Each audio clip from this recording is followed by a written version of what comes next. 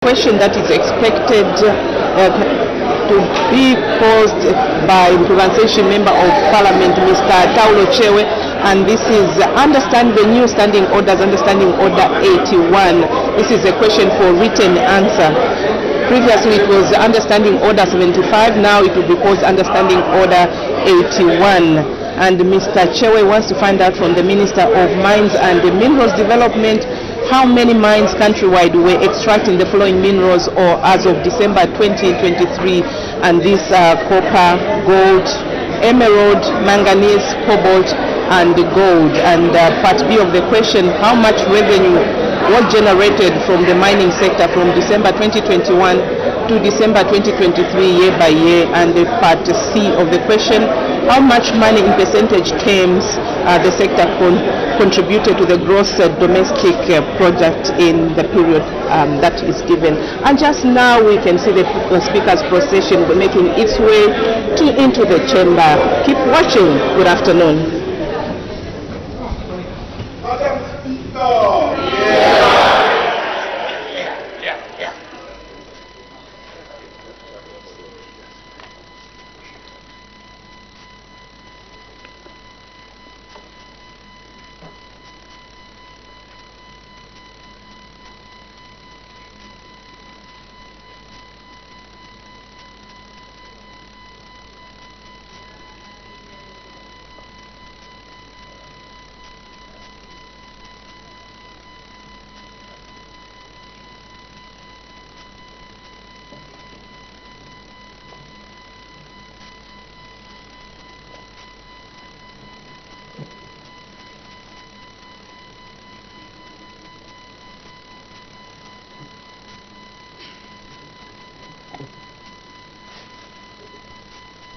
And the dream of Zambia, proud and free, land of wealth and joy in unity, victors in the struggle for our rights. We want freedom's fight, oh, one, strong and free. Africa is our own motherland, fashioned with and by those who learn. Let us all our people join as one, brothers under the sun. Oh, one, strong and free. One land and one nation is our cry. Dignity and peace in Zambia's sky, like a noble eagle in its flight. Zambia, praise to thee, oh, one, strong and free. Praise be to God, praise be, bless the great Zambia, green and we stand under the flag of our land. Zambia, praise to thee, oh, one, strong and free. Prayer. Almighty God, who in your infinite wisdom and providential goodness has appointed the offices of leaders and parliaments for the welfare of society and the just government of the people, we beseech you to consider with your abundant favor us, your servants, whom you have been pleased to call to the performance of such important responsibilities in this land. Let your blessing descend upon us here in Parliament assembled, and grant that we may, as in your presence, treat and consider all matters that shall come under our deliberation, in so just and faithful a manner as to promote your honor and glory, and to advance the peace, prosperity, and welfare of our country, and of those whose interests you have committed to our charge. Amen.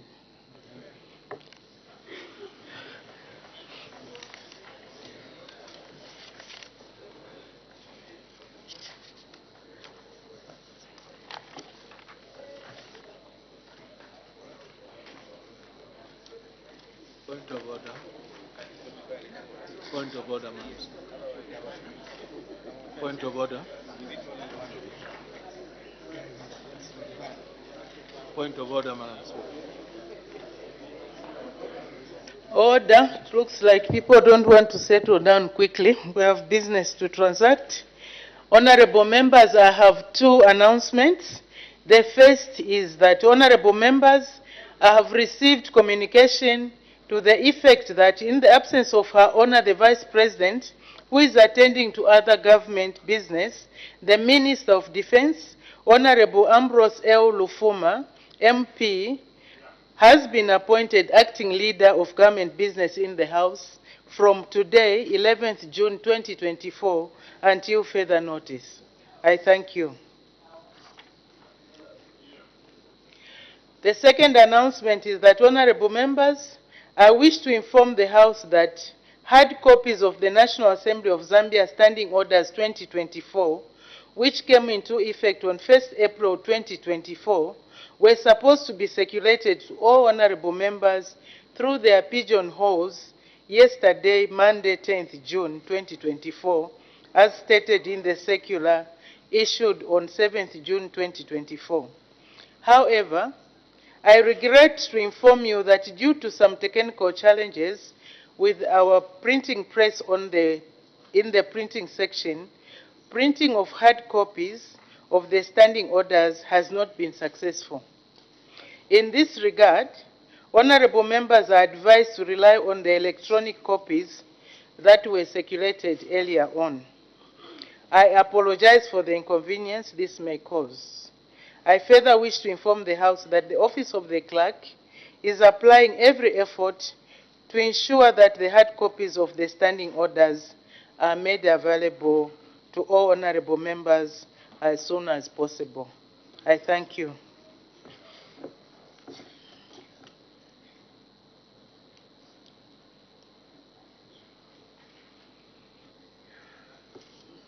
Point of order, Madam. Point of order, Madam Speaker. Point of order, Madam Speaker. Point of order. Here there's an indication for a point of order from the Honorable Minister of Local Government. What's the point of order? Thank you very much, Madam Speaker. Madam, my point of order is sitting in the domain of a convention and the supreme law of the land, the Constitution, which demands that when we are singing the national anthem, we must be standing attention. I'm raising a point of order on the Honorable Member of Parliament for Pambashe, Honorable Ronald Chitotela, who throughout the anthem, which we just sang, and I'll demonstrate his disposition throughout the anthem. One hand was in the pocket, the other hand he was texting, I don't know who, until we finished the prayer. Madam, is the Honorable MP for Pambashe, who is a very senior, not only politician, a former councillor, a former minister of government, in order, and now I'm told a former law enforcer, to have been standing in that manner, reading texts and sending texts to I don't know who, will it be in order to do that in full view of the Republic of Zambia, as may be evidenced by the playback of the television set we have? I seek your ruling on that matter. Thank you very much for that point of order that has been raised. Maybe what I can do is just to remind honorable members that please, as we sing the national anthem, let's stand at attention, participate in the singing. I've noticed some people don't even sing. And I think it's important that we observe and pay attention to our own national mottos, national symbols, so that when we pray or when we are singing the national anthem, we are singing as Zambians who are proud and free to sing our national anthem. So please, honorable members, just a reminder, maybe sometimes we forget that it's just a matter of course. We are just praying, we are just singing without paying much attention. So for the future, please do take note. So we can make progress. Honorable members, in line with the Standing Orders 56.1 of the National Assembly of Zambia Standing Orders 2024, I wish to address the House. Honorable members, I wish to welcome you all to the third meeting of the third session of the 13th National Assembly. Standing Order 56.1 of the National Assembly of Zambia, Standing Orders 2024, which became operational on 1st April 2024, provides that, and I quote, "On the first sitting of the new meeting and following the official ceremonial opening of a new assembly, the Speaker may deliver a speech to the House," end of quote. In accordance with these standing orders, it is in accordance with this standing order that I'm making this speech. Honorable members will recall that the House adjourned sine die on Thursday, 28th March 2024.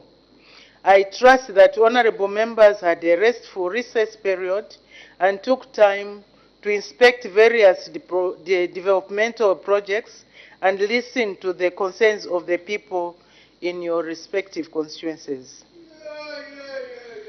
I am therefore optimistic that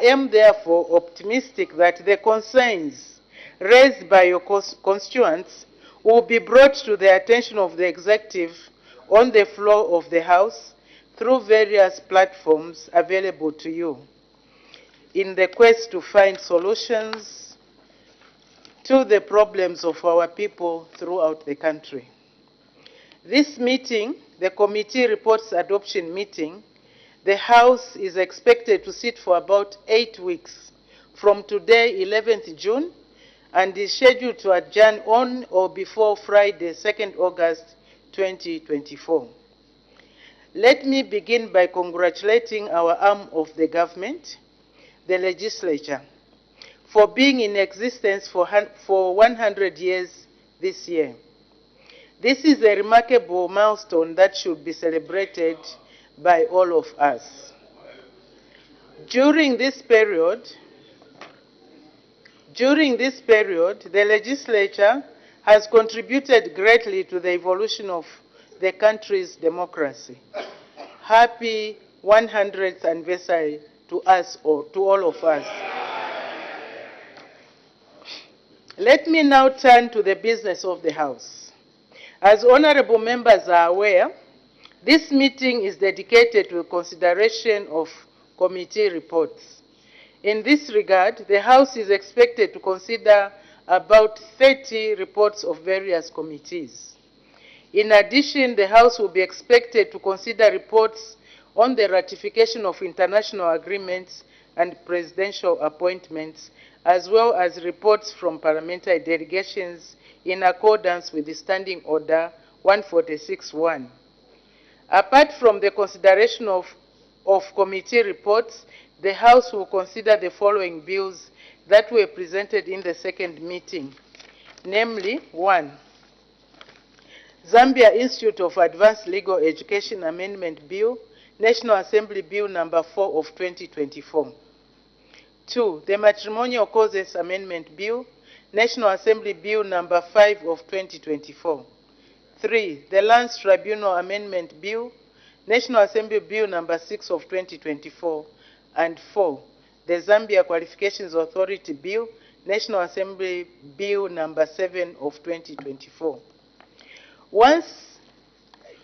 Other bills are expected to be presented and considered during this meeting. Further, the House is expected to consider the realigned national budget that will be presented by the Honorable Minister of Finance and National Planning, together with its attendant appropriation bill during the course of this meeting. The realignment of the budget follows the drought situation the country experienced during the 2023-2024 rain season, which was declared a national disaster by His Excellency the President, Mr. Hakainde Hichilema. Other business expected to be transacted during the course of the meeting include: 1. Ministerial statements by cabinet ministers; 2. Questions for oral answers; and 3. Private members' motions. Honorable members, during the second meeting, we experienced some unfortunate instances and conduct that was unbefitting the dignity, etiquette, and decorum of the House that led to the suspension of some members. Some of this conduct included: 1. Coming late to the House, both at the beginning of a sitting and after health breaks; 2. Gross disorderly conduct; and 3. Members challenging presiding officers without following the prescribed procedures. This conduct is unacceptable and will be met with the necessary sanctions. It is my sincere hope and trust that during this meeting, honorable members will adhere to the rules of the parliamentary practice, dignity, etiquette, and decorum of the House, so that the business of the House is conducted in a smooth manner throughout the meeting. Honorable members, due to the large volume of work ahead of us in the short period of this meeting, I wish to take this opportunity to implore all honorable members to acquaint themselves with the provisions of the National Assembly of Zambia Standing Orders 2024, which came into effect on 1st April 2024. This will enable honorable members to familiarize themselves with the new standing orders, thereby leading to the efficient transaction of the business of the House. Let me end by wishing you all a very fruitful deliberations throughout this important meeting. I thank you.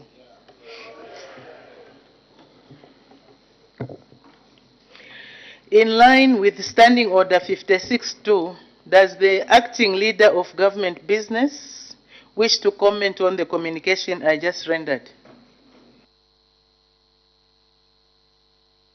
Yes, Madam Speaker. The acting leader of government business.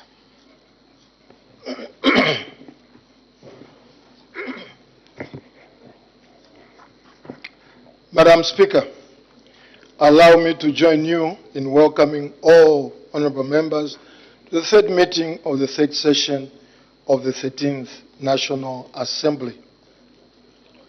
As you rightly observed and indicated, Madam Speaker, this meeting is mainly focused on the consideration and adoption of various committee reports generated through the hard work of parliamentary committees.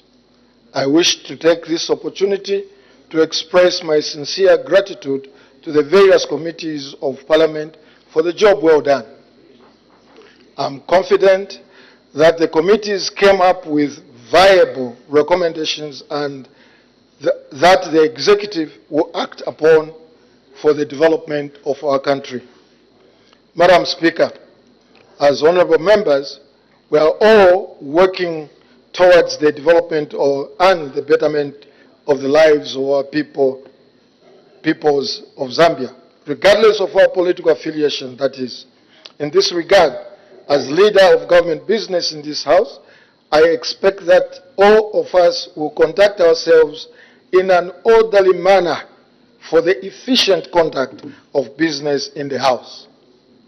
It is my expectation that the opposition will offer constructive checks and balances on the executive that will assist the government in finding solutions to the various problems that affect our people throughout the country.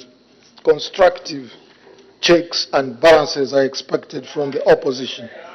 Madam Speaker, as honorable members are aware, the country is currently facing a severe drought that has led to a hunger crisis and a reduction in water levels that has affected power generation. Many communities have been affected by the hunger situation, and many businesses, small and large, have been severely affected by the long hours of load shedding. Madam Speaker, these are matters that should not be politicized, but require our concerted efforts to effectively tackle them. The government is making every effort to ensure that no life is lost due to hunger and that businesses are kept afloat despite decreased power generation. My office has been, and I will continue to distribute relief food to all severely affected areas countrywide. Madam Speaker, allow me to join you in congratulating our legislature for attaining 100 years of existence. Our democracy has indeed grown from strength to strength due to the laws that are passed by ourselves in this House. During the 100 years of existence, records show that there have been bills that have been rejected on the floor of this House, which is a clear demonstration of the independence and effectiveness of this House. This is as it should be in a democracy. Madam Speaker, the government will use the opportunity of the sitting of the House during this meeting to inform and clarify various government policies and matters of national interest through ministerial statements when necessary. All in all, the government is ready to proceed with this meeting and look forward to fruitful deliberations. May God give us wisdom and guide us throughout the meeting. Madam Speaker, I thank you. Thank you. Does the Honorable Leader of Opposition wish to comment on the communication? Yes, Madam Speaker. The Honorable Leader of Opposition.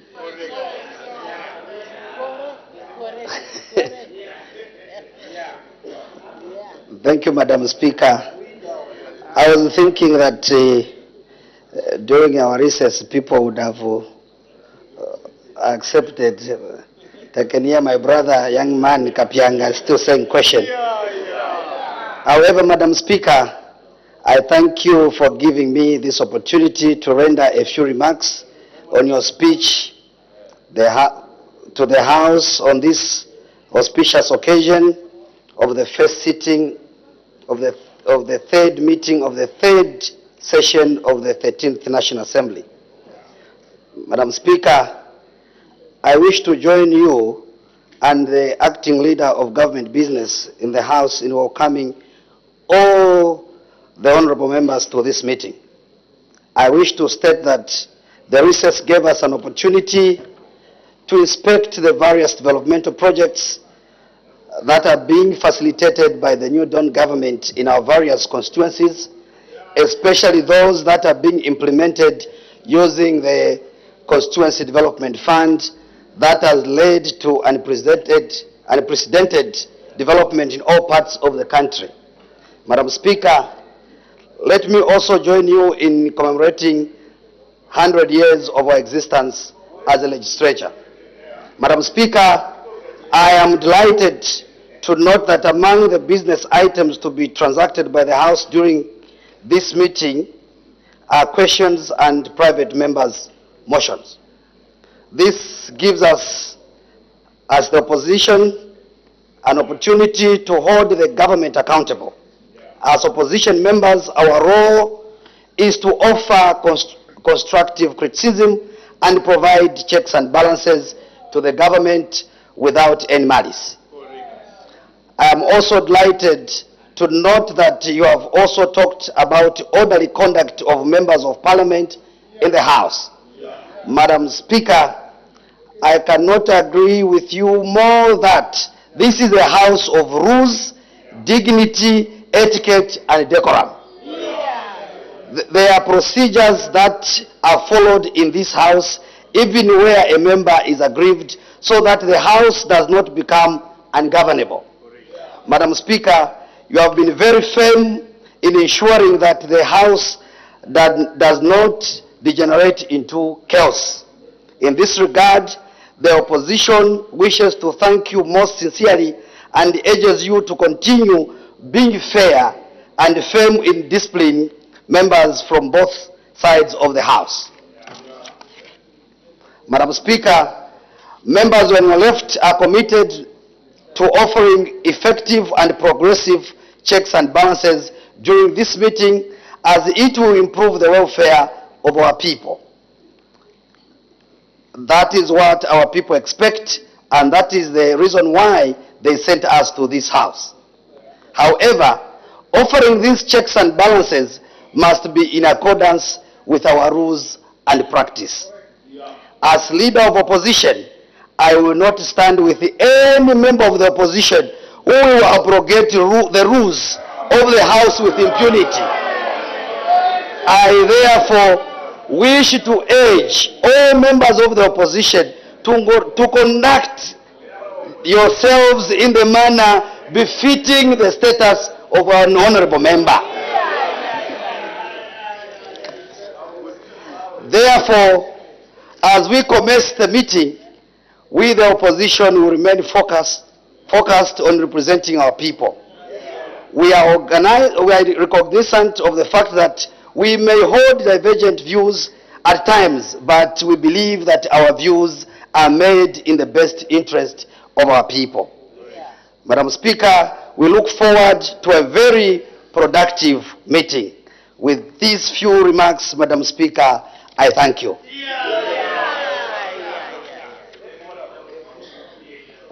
Thank you. Thank you very much. Urgent matters without notice. I see no indication. Oh, okay. Sorry. Oh, sorry. I think I have jumped the gun. I was anxiously waiting for that. The acting leader of government business.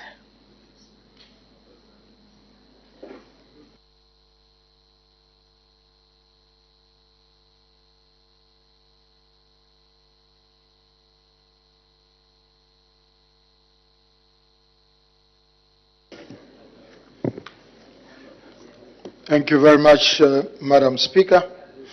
Madam Speaker, I wish to inform the House that the House Business Committee met on Tuesday, the 11th of June 2024, that is today, to determine and schedule business of the House for the period 11th to 21st June 2024.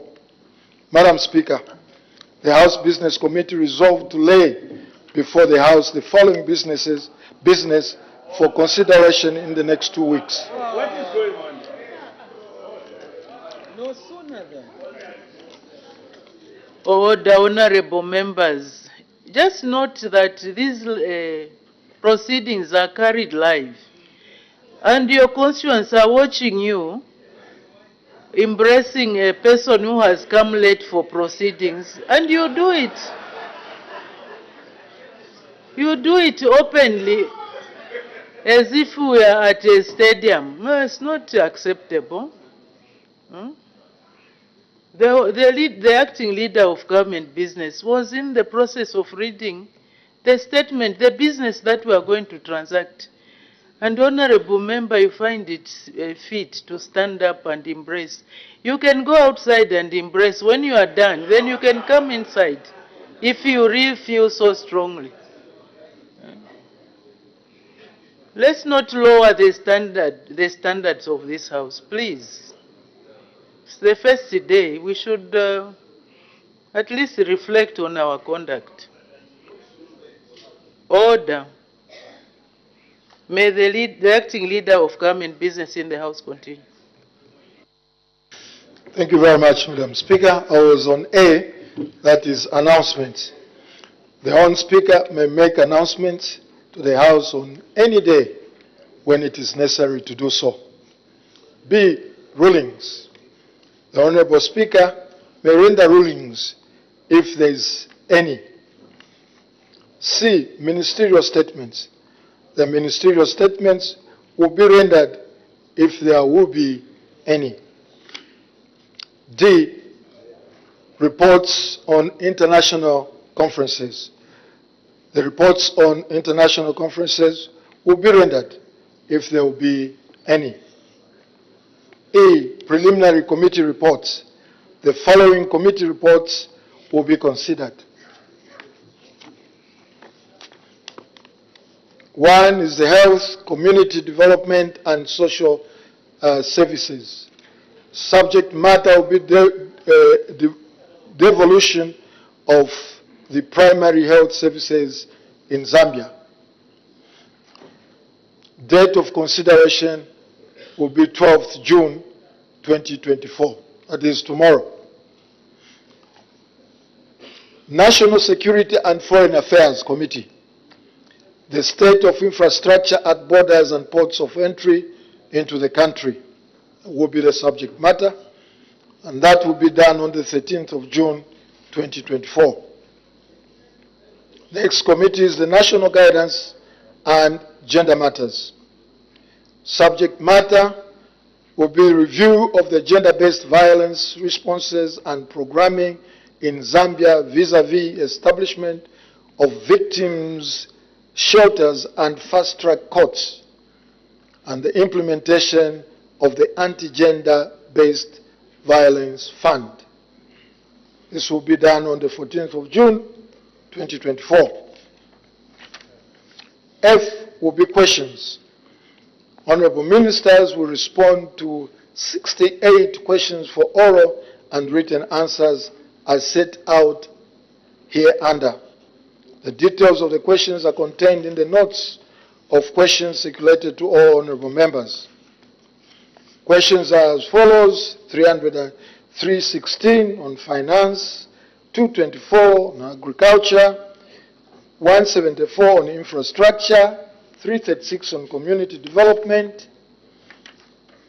210 on infrastructure, 100 on agriculture, 326 on justice, 350 on agriculture, 300 on infrastructure, 130 local government, 387 energy, 256 local government, 387 on energy, 256 local government, 328 fisheries, 364 on health, 317 green economy, and 306 on mines.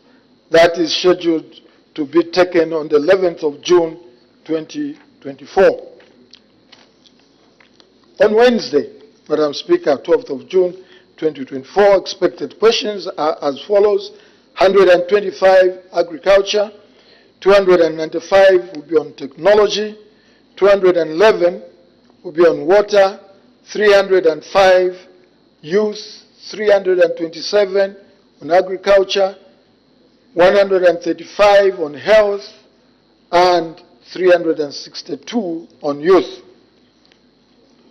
On Thursday, 13th of June 2024, expected questions and numbers are as follows: 140 will be on finance, 301 will be on infrastructure, 332 will be on transport, 141 will be on education, 388 will be on transport, 371 will be on MSMED, 312 will be commerce, 143 will be on transport, 322 will be on fisheries, 333 will be on transport, 359 will be on home affairs, 405 on health, 367 on youth, and 314 will be on finance.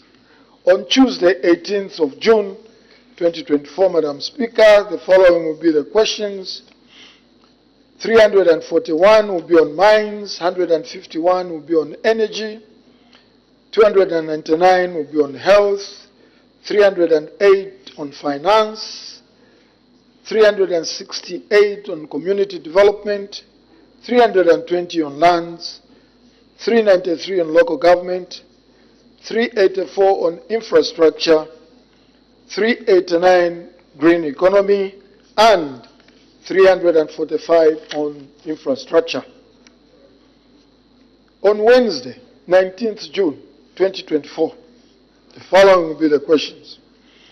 306 will be on agriculture, 302 local government, 330 transport, 357 MSMED, 309 on tourism, 370 on health, 321 home affairs, 354 on justice, 310 on mines, 376 local government, 334 green economy, 397 on education, 335 infrastructure, and 355 on green economy.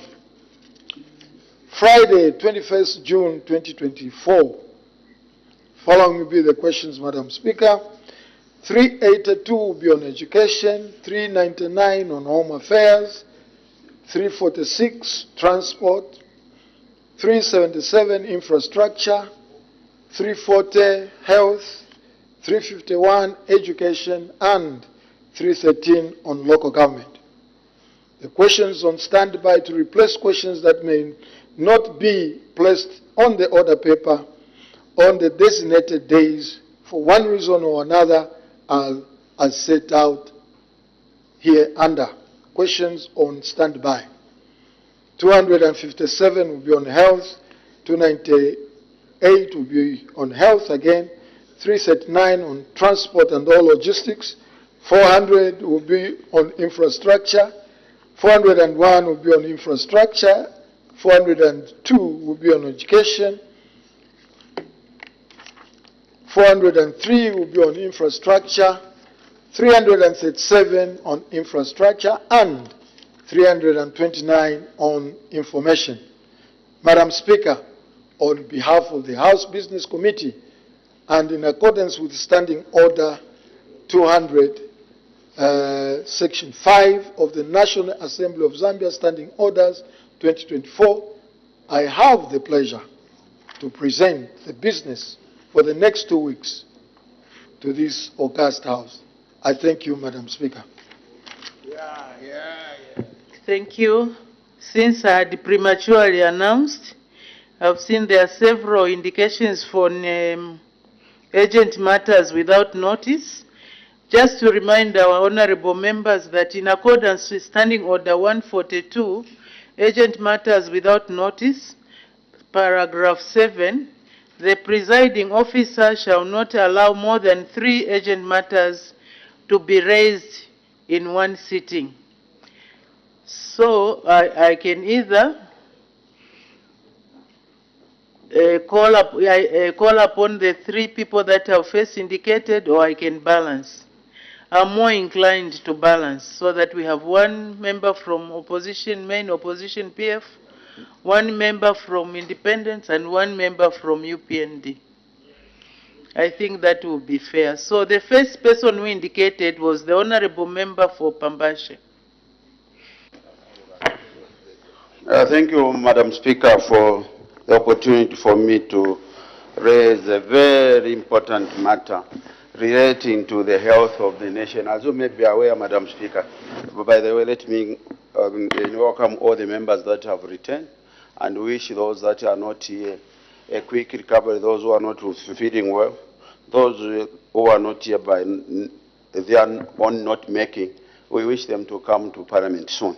Madam Speaker, this is June, and as you may be aware, it must also concern you that we have a district in Zambia recording cholera, and the Minister for Health needs to update the nation, and that district, unfortunately, has no representation to speak for them here, and this is Chipata. So, Madam Speaker, there has been indications in the Ministry of Health that Chipata has recorded the 50 cases of cholera as we speak today. And this is a matter of fact.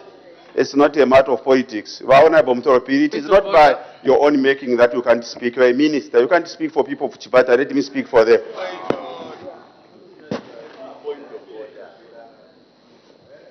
Madam Speaker. Order.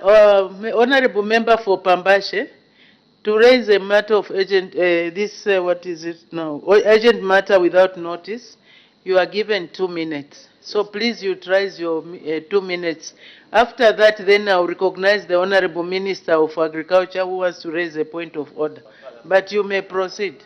Thank you, Madam Speaker. Madam Speaker, the people of Chipata have recorded the 50 cases of cholera, and their Member of Parliament is a minister, has not raised this matter for them. I seek your guidance, what the Minister of Health is doing to prevent cholera from spreading. As you may be aware, Madam Speaker, this is June. We are worried as people of Lusaka. If it gets to Lusaka and we have no water, it will be a serious disaster. I seek your serious direction on this matter, Madam Speaker. I thank you. Thank you very much. Before I make a ruling, the Honorable Minister of Agriculture wanted to rise on a point of order. What's the point of order, Honorable Minister? My point of order is premised on the issue of raising questions which are based on facts. Madam Speaker, item 65. Madam Speaker, this is our very first day in Parliament. This is our very first day in Parliament. And instead of the Honorable Member of Pambashe raising that important item independently, without pointing fingers at me, he stands and provokes me as if he knows what I have done about the issue on hand. Madam Speaker, you were just guiding us that this is a place, and especially the party belongs to, the leader actually said we need decorum, we need integrity, we need, discipline, and he actually said, if you continue misbehaving, I will discipline you. His Honorable Member for Pambashe, in order to provoke me whilst I'm seated here trying to listen to what his first contribution to this country will be, but he comes with a very unnecessary provocation, and actually he has no facts whatsoever, and he just starts to start this beautiful sitting on such a horrible note. What type of member is he, Madam Speaker? Is he in order not to come and do the right things? I'm using excessively pleasant parliamentary language because I respect him.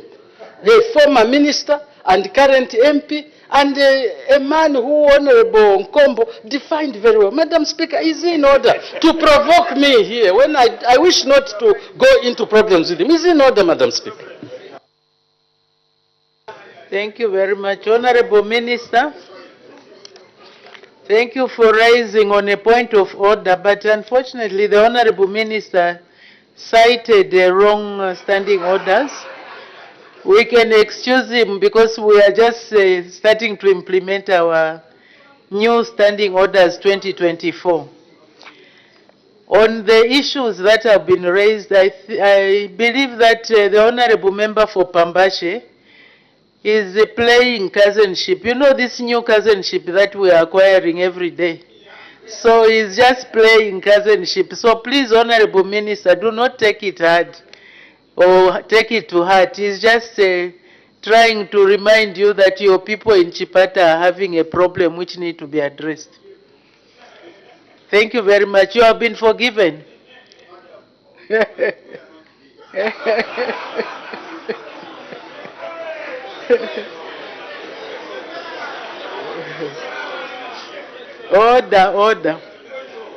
Order.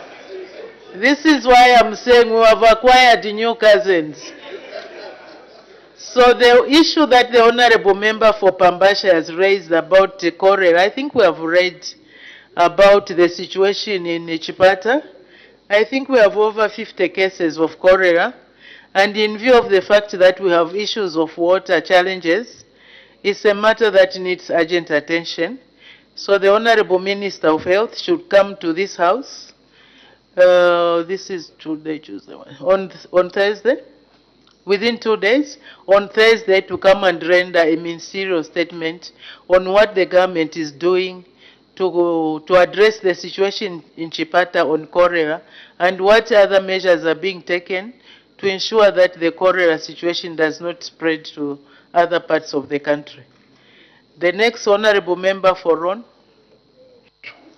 Thank you very much, Madam Speaker. Madam Speaker, quickly allow me to congratulate the newly appointed Minister of Justice, Honorable Princess Sikasune, knowing very well that she's a Rwansha product. For those who doesn't know, she stayed in Rwansha for a long time. Madam Speaker, the urgent matter without notice that I wish to raise is directed to Honorable Minister of Energy. Proceed, Honorable Member. Thank you, Madam Speaker. Madam Speaker, while this government is meaning well by sending our students across the country to Teveta institutions for skills training, Madam Speaker, it has become a challenge, of course, knowing very well that we have a drought which has affected so many sectors, including the food basket of this country. Madam Speaker, is the Minister of Energy in order to remain quiet there without informing the nation as to which direction his ministry is taking to ensure that the colleges, especially Northern Technical College, where I've sent a lot of pupils, Luanshya Trades and Business College, TVTC and ESTEC, where electricity is going at 06 and come at 18 hours, which is hampering the students, Madam Speaker, to do their works on internet, including practical works in their workshops. Could the Minister, Madam Speaker, guide the nation and let the students, before they go out of their way, know what the schedule and the timetable is in their colleges in terms of power supply? I thank you, Madam Speaker. Thank you very much. The issue of shortage of electricity, blackouts and outages, I think it's an issue that affects all of us. And the Honorable Minister of Energy should come and render a ministerial statement on that so that the people of Zambia are kept updated on what measures are being taken in order to address this situation. It does not only affect the students, it affects all of us. I believe when the minister comes, he will be able to explain why this is happening and what measures are being taken. So the Honorable Minister again to come on Thursday with a ministerial statement on this, to update the nation on the issue of the energy issue and the electricity. The last one will be the Honorable Member for Lukulu East.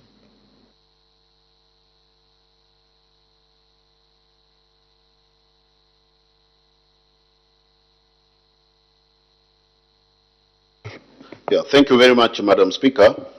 Madam, hardly a month, if not a week, passes without reports from various parts of this country of some of our citizens dying on account of consuming illicit alcohol. And in fact, the recent case was reported on Sunday in Chongwe where people died because they consumed illicit alcohol. They are consuming stuff like shoe polish, they are consuming stuff like hydrochloric acid, they are consuming things like spirit of soda, methylated spirit, which is actually killing them. The issue is, are we going to sit back and watch? So the question I have and why I bring this is to find out what our administration is doing to stop these needless deaths of our people on the hands of consuming these obnoxious substances in the guise of alcohol. Thank you, Madam Speaker. Just maybe that question is directed to which ministry?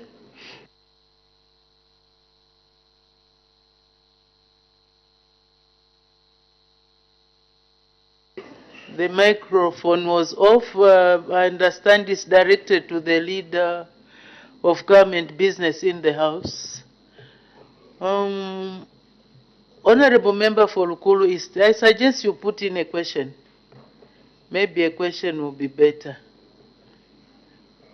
Do so, Madam. Yes, you can even put in an urgent question so that it can be addressed. Apologies for those who were not called upon, but our rules say three matters only, so we make progress tomorrow is another day. We make progress. Question for oral answer, understanding order 80. The Honorable Member for Pambashe. Thank you, Madam Speaker, for the long-awaited question, number 332. The Honorable Minister of Finance and National Planning.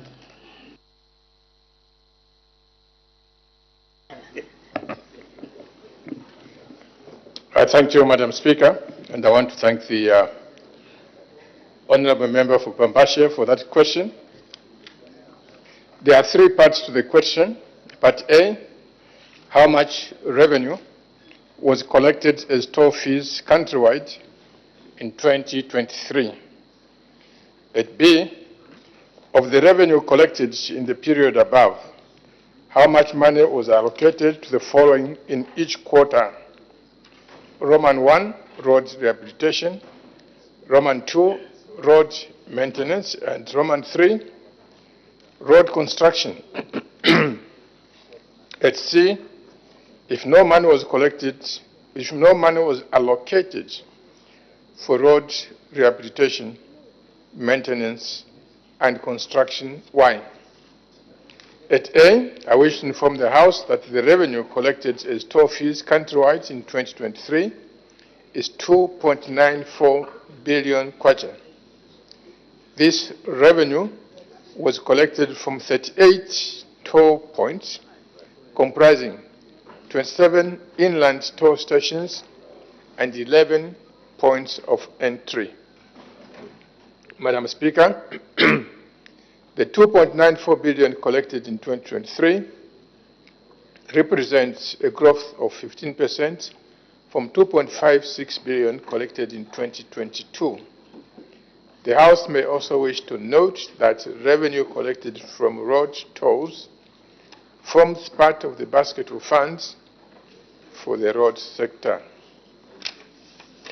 At B, Madam Speaker,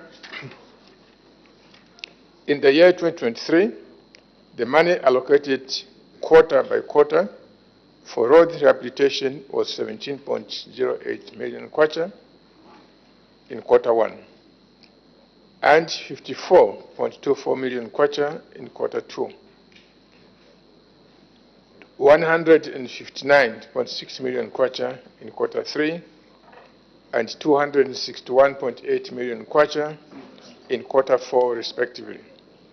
Further, the money allocated quarter by quarter for road maintenance was 254 million kwacha in quarter 1, 170.13 million kwacha in quarter 2, 174.6 million in quarter 3, and 204.3 million kwacha in quarter 4, respectively. Madam Speaker, no toll revenues were allocated to road construction in the year 2023. Madam Speaker, as stated above, money was not allocated to road construction because funding for upgrading during 2023 was sourced from other road user charges such as fuel and road taxes. No funds from tolling were used to fund upgrading activities, as all funds under tolling were utilized on maintenance and rehabilitation activities. Madam Speaker, I wish to thank you. Thank you, Honorable Minister. Supplementary questions. The Honorable Member for Feira. Thank you, Madam Speaker, and I would also wish to just welcome my colleagues to the House. Madam Speaker, I want to find out from the Minister of Finance how much was collected from the toll gates that between Lusaka and Dola dual carriage, Lusaka and Dola Road together. So just the total collected between the 2 or 3 toll gates between Lusaka and Dola. I thank you. The Honorable Minister of Finance and National Planning. I I thank you, Madam Speaker. I don't have that detail. Honorable, come with a question. With that detail, I'll be able to answer you. Thank you. Thank you. So, Honorable Member for Feira, the Minister just has the total numbers. He doesn't have the specific itemized figures. If you want that information, maybe, as he says, you can approach him. The Honorable Member for Mpika. Thank you so much, Madam Speaker. And let me send my message of condolences to the people of Malawi on the loss of their Republican Vice President, Dr. Klaus Chilima. May his soul rest in peace. Madam Speaker, the role of toll fees is for road maintenance. However, Madam Speaker, under the PPP which has come, these roads such as Chilabongwe Kasumbalesa, Ndola, Lusaka will be given to private companies as concessionaires. May I find out from the Honorable Minister what plans government has put in place to ensure that the revenue lost from this undertaking is compensated? I thank you, Madam Speaker. The Honorable Minister of Finance and National Planning. Thank you very much, Madam Speaker. Madam Speaker, let me start by stating that it is wrong to assume that there will be revenue loss, because these roads, like the Chingola Kasumbalesa that we are talking about, when this government came into office, the road was in very poor state. It had not been worked on for many years. Potholes were everywhere. So when the private sector people come and offer to rehabilitate the road, I'm sure even our citizens who are applying on that road have found that they are doing business better than before. A taxi can make several trips because the road is good. Trucks, pickups can make business more because they can go and come in very quick successions. But on top of that, putting aside the economic benefits, which is being ignored under that question, putting aside the economic benefits, Madam Speaker, I want to say that from the revenues that are being collected, government has a share in the revenues that are being collected. Government is receiving taxes on top of what it is receiving. And Madam Speaker, I'm happy to say that already the taxes and the shares are coming in. Madam Speaker, I want to thank you.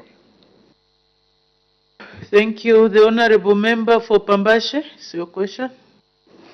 I'm grateful, Madam Speaker. Madam Speaker, the Minister gave us 2.9 billion kwacha as the total correction for the year 2023. And he categorized for him to come up with this total. It begins by the daily correction per target. It goes to weekly correction, monthly correction, the quarterly correction, and then the annual correction per target. And then you put everything together, you come up with the total. The Minister, you've also stated in your response that the other sources of road maintenance, road rehabilitation, and road construction is the fuel levy and the road tax. This is a clear indication, Madam Speaker, that the same Zambian who's using the road for road is taxed 3 times for the same function. You buy fuel, you pay road, the fuel levy for road construction, road maintenance, road rehabilitation. You go and pay your road tax, you are paying for road rehabilitation, road maintenance, and road construction. Again, you tax them on the toll gate. The three taxes are going for the same function. I know Honorable Minister for Home Affairs is trying to act. If you read our manifesto, we wanted to do away with the road tax because we knew that Zambians were being taxed 3 times. I don't want to do politics. I want to engage on economic benefits on the Honorable Minister of Finance. Honorable Minister of Finance, bearing in mind the cost on the local Zambians who are doing business, who are traversing our road, would you want to continue with the 3 taxes on the same individual that is coming even from Kalabo to come to Lusaka to come and buy goods, to go and sell to the people of Kalabo? Do you have plans to abolish one of the 3 taxes that the same road user is paying for the same core function? I thank you, Madam Speaker. Thank you. The Honorable Minister of Finance and National Planning. I thank you, Madam Speaker. And I want to disagree with the colleague who is making those insinuations that the Zambians are now taxed more. Honorable, through Madam Speaker, I believe that the Zambians are now appreciating the way their money is working for them. Because, Madam Speaker, under the previous government, taxes were also being paid. But even though the Zambians were paying taxes, the government then lamentably failed to fix these roads. Madam Speaker, as I said a few moments ago, the road from Chingola to Kasumbalesa was full of potholes as if it was in a war front. The Honorable is forgetting that as the truckers were moving on this road, as the private people were driving on this road, the amount of damage happening to their vehicles was astronomical. Tires, spares, and so forth. So the cost to the economy was huge. But now, because the Zambians' money is working for them, the road has been constructed to perfection. The road is going to be maintained in perfection. As I said, even the queues that you used to see, remember, colleagues, from Chingola, let me say, trucks moving to Kasumbalesa, the queues started from Sabina. Yeah? The queues on that road started from Sabina. You can imagine the number of hours, the number of days the drivers were spending on the road. The businesses that were being lost because trucks, instead of moving, they were stagnant. You can imagine the health costs to the economy. Because the drivers, obviously, they were doing something to society. Today, a trip from Kitwe to Kasumbalesa is a very quick one because the road is good. So the Zambians are appreciating the fact that the money is working for them, as opposed to the time when people were paying taxes and the roads were not being maintained, the roads were not being repaired. So the Zambians are appreciating this profusely. Madam Speaker, I thank you.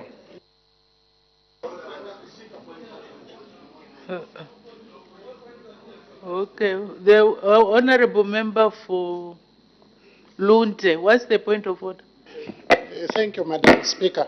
Madam Speaker, I don't know whether part of the reason we don't have the new standing orders is in order for us to fail to transact business properly.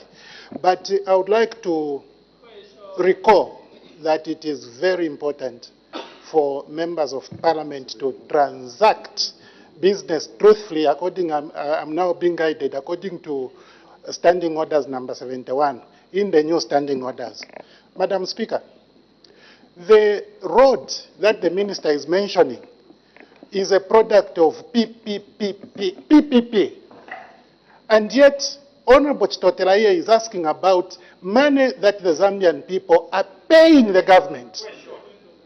Why should the Honorable Minister deliberately mix the two issues which are totally unrelated in order to confuse Zambians and the Honorable members?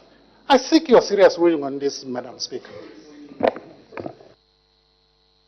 Order, honorable members. If we listen to the questions and answers, maybe we'll be able to follow. And if we are, I was actually looking at the question. It's very clear at how much money was collected during this period, 2023, countrywide. But now, as we are asking our supplementary questions, we are going into details of which road was what. Of course, they are related, but I don't know to the extent that these questions can be asked. So, and also to how far back can we go? Because when you start asking questions which are looking at what happened in the past, the answer when it comes, it will also try to address in a way the past. So it's a bit tricky. And for the issue of the standing orders, I can assure you, Honorable Member, that it's not deliberate. We have challenges with like I announced earlier, with our printing, but you have a soft copy. And I'm not going to be strict in the terms of if the Honorable Member does not cite, because as I said to the Honorable Minister of Agriculture, he cited the wrong standing order, but I still attended to him. So we just need to give each other time. The standing orders, hard copies will be made available soon. So you can bear with us for the time being. But honorable members, as we ask our supplementary questions, let's stick to the question that has been asked. As for clarifications on that question, let's not bring in other issues, because then even the minister will be taken by surprise in that he might not be ready to answer the question adequately according to the expectations. That will be my observation. There was another point of order. Honorable Member for Nyimba, what's the point of order? Madam Speaker, you realize that it's not in my nature to do point of orders. Yes, I agree with the Minister that the road from Chilawombwe to Kasumbalesa, from Chingola to Kasumbalesa, it's a very good road, Madam Speaker. Now, Madam Speaker, is the Minister in order to tell the nation that the queues from Sabina to Chila to Kasumbalesa have ended up because of the good road, when he knows very much that this country is losing revenue because the goods the Zambian transporters used to take from Copperbelt into Kasumbalesa, into DRC, they are no longer taking those goods because of one of the statutory instrument, which I've just forgotten from the ministry, that now the bonded warehouses in Copperbelt are not bonding those goods. They are transporting direct from Dar es Salaam into DRC and from Congo and from RSA into DRC. And the Zambian truckers are packed in Copperbelt and are not moving. As a result, the country is losing revenue.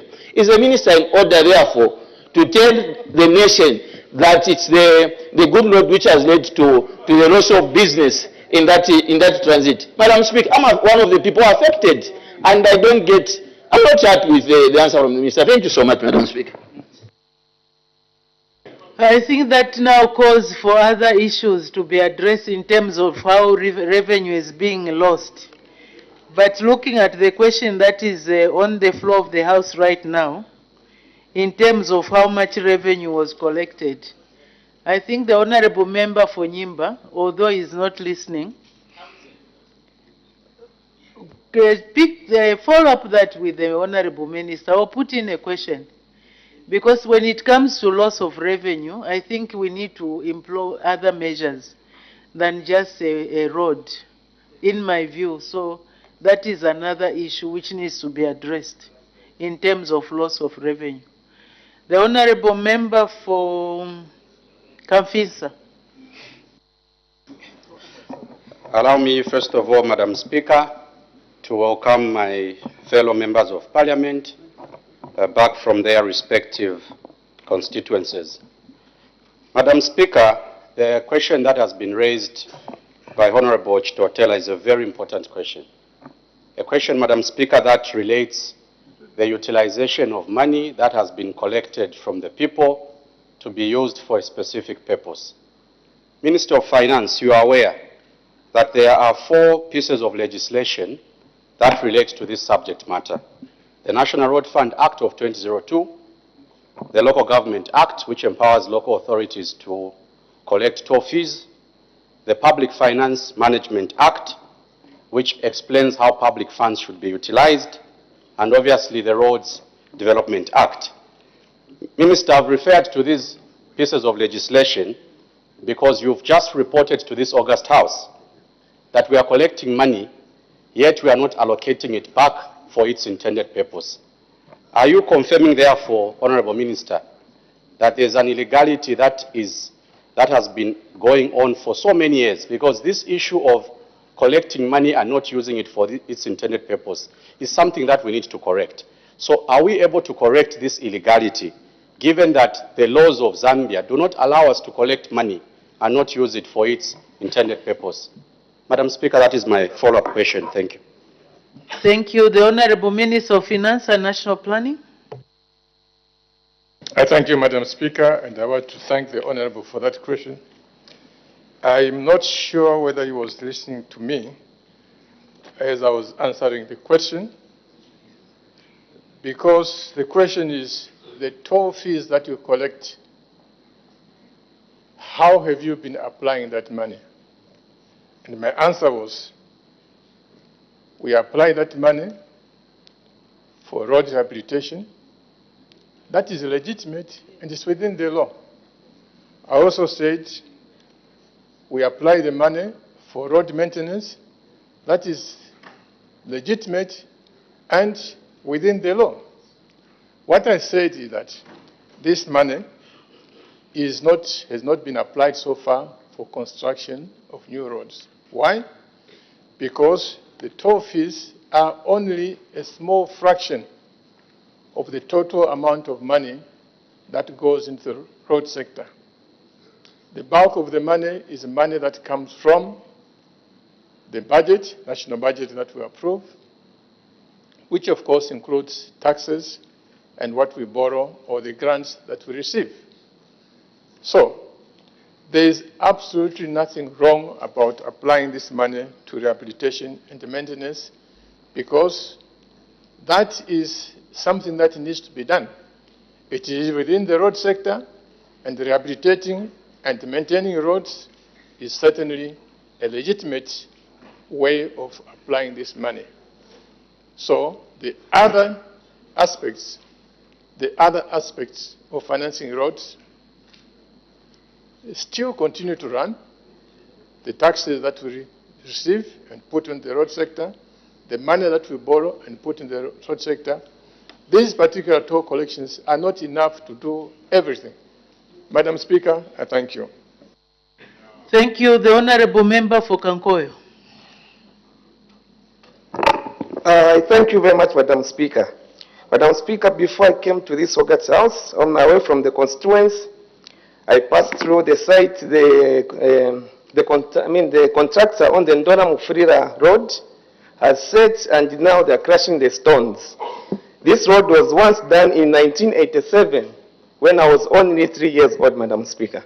So for the people in Mufurira, I was so happy that they have hope that very soon the road which was a problem will now be the thing of the past. When we look at the 2.9 billion, Madam Speaker, we convert it into dollars, it's only $160 million. On the Lusaka Dual Carriage Road, we are spending $660 million. The Ndora Mufurira, $71 million. When you add the two, we are close to $700 million, maybe $800 million. So if you are going to depend... Honorable Member, what's your supplementary question? Yes. So if you are going to depend on the toll gates to build the roads, already the two roads, the Ndora Mufurira and the Lusaka Ndora roads, they are demanding for more than $700 million. Are toll gates enough to build roads in Zambia? I thank you, Madam Speaker. The Honorable Minister of Finance, although the Honorable Member for Kankoy was asking a question and answering himself. The Honorable Minister of Finance and National Planning. I thank you, Madam Speaker, and I want to thank the Honorable Member for Kankoyo. You can see the quality in the man as he speaks. These are the kind of future leaders that this country is looking for. Madam Speaker, I want to thank you. Thank you. The Honorable Member for Shiwangando. Thank you so much, Madam Speaker. And let me start by congratulating our honorable colleague, the distinguished lady, who has been elevated to the position of Cabinet Minister as Minister for Justice. Although the Zambian people, Madam Speaker, would have loved to see more substitution from this front squad. There are so many capable colleagues behind there who have been warming up. We are in the second half of the political soccer game. Is that the extension of the cousinship? No, Madam Speaker, but listening to the people of Zambia, they would have loved to see more substitutions from those that haven't met their expectations. Honorable Speaker, Madam Speaker, we appreciate the figures given by the Honorable Minister of Finance, collected by our operators at the toll facilities. Honorable Minister, there is information to the effect that government is contemplating getting all those toll facilities that are on the roads that are not even earmarked for PPP concessions to be taken up by private operators. If indeed it's true, because we know that those figures you announced were collected by direct employees of National Roads Fund Agency, NFRA. If indeed it's true, what's the rationale behind that decision? And what is it that government wants to achieve by giving away the toll facilities built by government to the private operators? I thank you, Madam Speaker. Thank you. The Honorable Minister of Finance and National Planning. I thank you, Madam Speaker, and I thank the Honorable Member for Shiwangando. The short answer to your question is that what you've alleged or what you think might be the case is totally false, not true. Madam Speaker, I thank you. Thank you. The Honorable Member for Lundazi. Thank you, Madam Speaker. Let me join in celebrating our honorable friend and sister, Honorable Kasune, for a well-deserved appointment. My prayer is that it should result into quick justice for the people. Looking at the cost-benefit analysis, Honorable Minister, I've already congratulated her. Now you can concentrate on what I want to ask. Honorable Minister of Finance, looking at the figures that you have obtained through the question which was asked by Honorable Chitotela, I would want to find out from you, when you look at the cost-benefit analysis, looking at the money that you are getting from the toll gates and how much you are investing in working on the roads, are you satisfied that what you are getting is enough to even come and repair our road, the Chipata-Lundazi Road? I submit. The Honorable Minister of Finance and National Planning.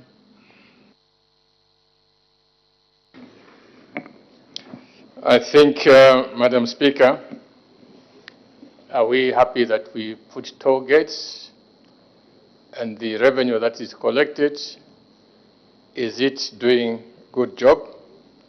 The answer is yes. The answer is yes, because, as I said, rehabilitation of roads, maintenance of roads is an integral aspect of road management. It's not enough to build roads and then you forget about them, because they will just get destroyed very quickly. So to the extent that these toll gates are contributing money for maintenance and rehabilitation, that is very good. As I said earlier on, toll gate money is only one aspect of funding roads. And it is not enough to do all the roads in the country, so we have to combine different sources of funding for the roads. In the particular case of Chipata-Lundazi Road, I'm very happy to tell you, Honorable, and your people, that negotiations will start soon with the Millennium Challenge Corporation of the U.S. to fund the Chipata-Lundazi Road and beyond. So the negotiations will start, I think, around August, and hopefully before the end of the year, signing should be done. This is the same corporation that did the Lusaka drainage canals that you see. The supply of extra water to Lusaka, it is serious, and I think we are very advanced. So for the Chipata-Lundazi people and everybody on that corridor, please, you can start smiling up to yourself. Madam Speaker, I thank you. Thank you. The Honorable Member for Pambashe. Thank you, Madam Speaker. Madam Speaker, I know that when issues pertaining to figures, the people might not have paid attention to the figures the Minister mentioned. Madam Speaker, the Minister said 2023 government collected 2.94 billion kwacha. He went on to itemize in terms of allocation that the first quarter it was 13 million, the second quarter it was the 54 million, third quarter 169, fourth quarter 263, again on the road maintenance, the first quarter 254, the second quarter 170, third quarter 176, fourth quarter 204. And the road construction, nothing was allocated. Quick look at these mathematics additions, Madam Speaker. When I had put the figure spent on the road maintenance and road rehabilitation as directed by the law, following the question by the MP for Convincer that the money that is collected from the tolling must be spent on the maintenance of the road and rehabilitation and construction. It is coming to 1,303 million kwacha. If you subtract, it is leaving the balance of 1.3,370 million kwacha. Minister, where did you spend the balance of over 1.3 billion against the provision of the Road Act? I thank you, Madam Speaker. The Honorable Minister of Finance and National Planning. I thank you, Madam Speaker. Madam Speaker, because there are other expenditures on the road fund that are not included in here. For example, loans that were acquired by the previous government on the road sector, they need to be repaid. So part of that money goes to pay back the loans that you borrowed, Honorable. Madam Speaker, I thank you. Thank you. The last question will be from the Honorable Member for Kasenengwa. Madam Speaker, thank you for the opportunity to ask a question. But first, I would like to congratulate the new Minister of Justice. We've seen her rising from being a deputy whip to provincial minister, now Minister of Justice. She's rising at a very fast rate. I don't know where she will be next year. Some people must watch out.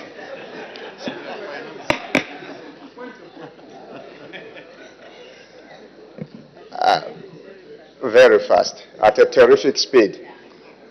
Madam Speaker, I don't know where to start from because most of the questions by the Minister of Finance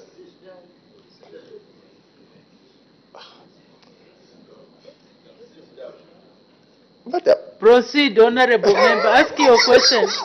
Thank you very much, Madam Speaker. I think the comment came as a result of what you are saying, that most of the questions have been asked.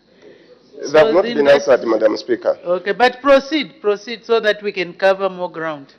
Thank you, Madam Speaker. I am even forced to abandon my question, maybe to ask one of the two questions, but I'll pick one since that's how I'm guided. The Zambians out there, Madam Speaker, maybe would want to know if the minister is able to tell the Zambians today if they are ready to abolish one of the three levies or two of them, like the question was asked by the honorable member for Pambashe. That question, Madam Speaker, is very important. Zambians would want to make a saving. Is the minister in a position to tell this House and the Zambian people if they are in a position to abolish one of the levies or one of the taxes? Because it has been outlined that they are taxed 3 times. Is the minister able to outline, as the question was asked by the member of Pambashe? With your indulgence, second question? Whether the minister will be ready to come back to this House? Just one question, Honorable Member. Just one question. We need to cover more ground. Thank you, Madam Speaker. Thank you. The Honorable Minister of Finance and National Planning. Thank you, Madam Speaker, and I want to thank the Honorable for that question. In the first instance, Madam Speaker, the taxes and the levies on the road sector that we have today, this government has not created any new taxes. These were taxes that were already there under PF. Okay? Nothing new has changed. The only thing that has changed, Madam Speaker, is that the taxes that the people now pay are working for them.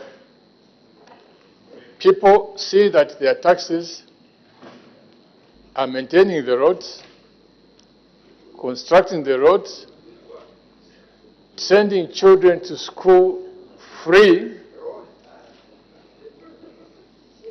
Madam Speaker, I'm talking about the taxes. The taxes that the Zambian people are paying now are working for them. The tangible results are seen. So, Madam Speaker, this is why the people are very happy that they are able to get so many goods and services out of the money that they pay, and this is the way it should be. Madam Speaker, I thank you. Thank you very much. We make progress. Next question, the Honorable Member for Kalavo Central. Thank you, Madam Speaker. Let me join my colleagues to pass the congratulations to the new Minister of Justice. As Honorable Member for Ndaz has mentioned, we expect the motherly love to the flow of justice in this country.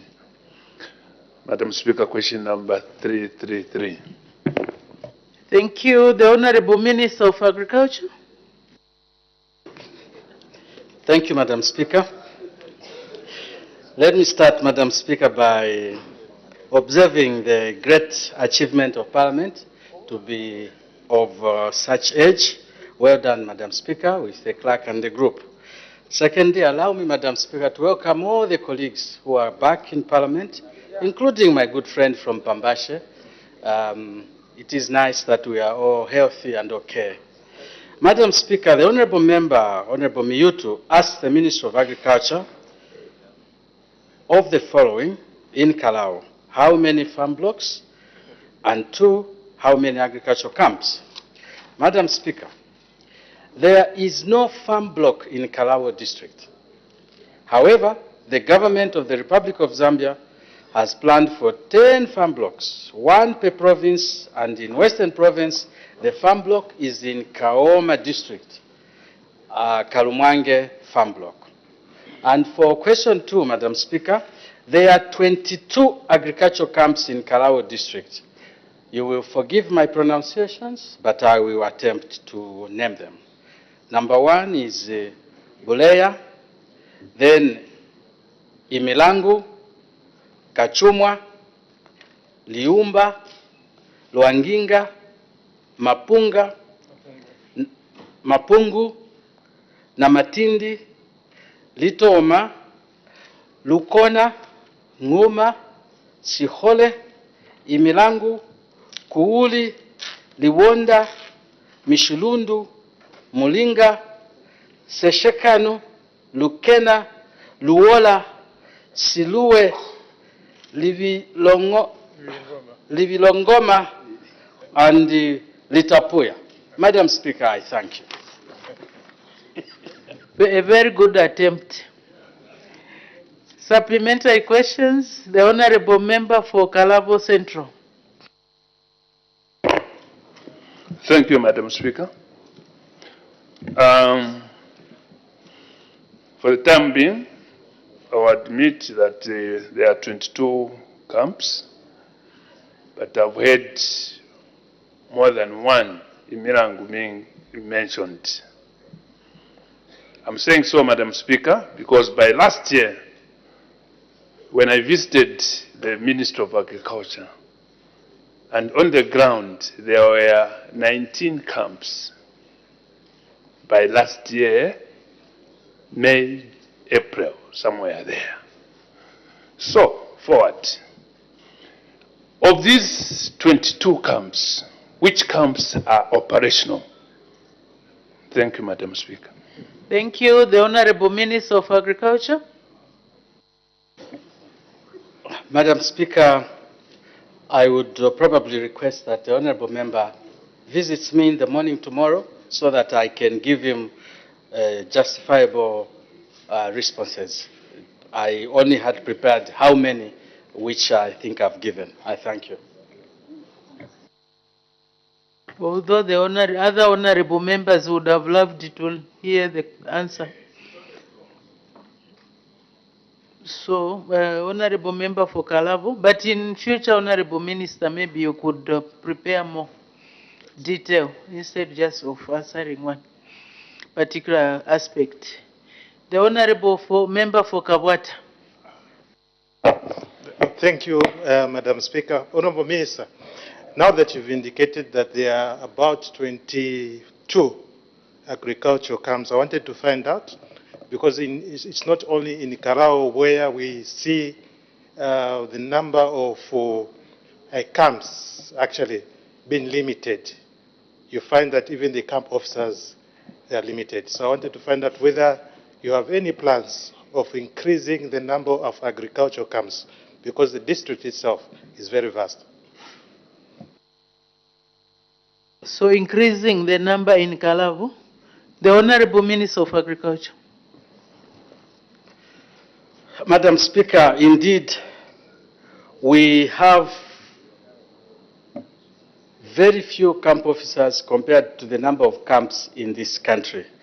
The numbers are probably about half, because I know that we have about 2,500, 2,600 camp officers when we are supposed to have well over 4,000. So the idea is there to have more of these camps operational, because that is when we will extend the extension to our farmers, which extension lacks very, very seriously. We have put forward a request to the Ministry of Finance for Treasury Authority that we can actually engage more camp officers so that most of these camps can be operational. I want to put it on record without sounding injurious that there has been a huge, very huge negligence in terms of extension staff in this country. We have not looked at that seriously. Madam Speaker, this is one issue which we are looking at. But the honorable member might be happy to note that even with the little that we have, we are now giving them motorcycles, which has not happened in a long time. We are giving them computers and other gadgets for them to work with. I thank you. Thank you. The honorable member from Sanzala wants to know about Kalabo district. Honorable member, what's your question? Thank you, Madam Speaker.